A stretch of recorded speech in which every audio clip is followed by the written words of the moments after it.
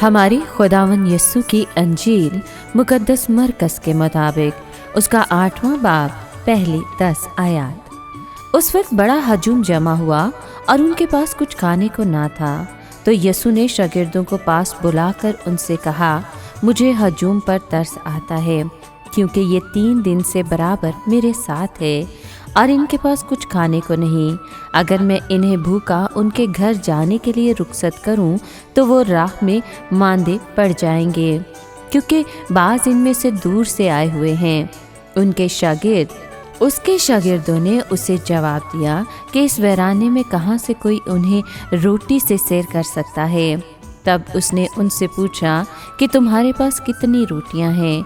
वो बोले 7। फिर उसने हजूम को ज़मीन पर बैठने का हुक्म दिया और उसने वो 7 रोटियां ली और शुक्र करके तोड़ी और अपने शागिर्दों को देता गया कि उनके आगे रखते जाएं, और वो हजूम के आगे रखते गए। और उनके पास थोड़ी सी छोटी मछलियां भी थीं, सो उसने उन पर बरकत देकर कहा कि ये भी आगे रखी जाएं। और वो खा कर सैर हुए और बचे हुए टुकड़ों के 7 टुकड़े उठाए, और खाने वाले तकरीबन 4000 थे। फिर उसने उन्हें रुखसत किया और वो अपने शागिर्दों के साथ फौरन कश्ती पर चढ़कर दलमानौता के इलाके में गया। पाकलाम के पढ़े और सुने जाने पर खुदावन की बरकत हो, खुदा का शुक्र हो। अजीज दोस्तों, आज के कलाम में हमने सुना कि ये मौजज़ा 5000 को खिलाने के मौजज़े से बहुत मुशाबहत रखता है। जब चीज़ें थोड़ी थीं, खुदावन ने ज़्यादा लोगों को खिलाया और ज़्यादा बाकी बचा। जब ज़्यादा थी तो निस्बतन थोड़े लोगों को खिलाया और थोड़ा बाकी बचा।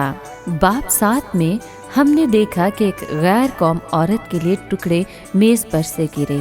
यहाँ एक बड़ी गैर कौम भीड़ को कसरत से खिलाया गया। पहला मौजज़ा ज़ाहिर करता है कि इस दौर में ज़रूरतमंद गैर कौम अफराद के लिए मेज़ पर से रोटी के टुकड़े गिर सकते हैं, और यहाँ ज़ाहिर होता है कि यस्सु की कौम ने उसको रद्द कर दिया।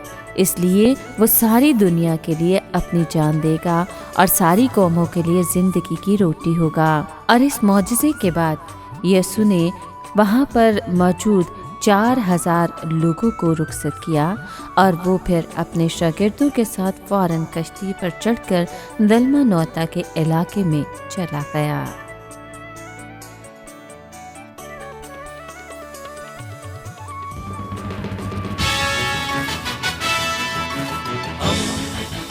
दोस्ती का पैगंबर, रेडियो वेरितास एशिया।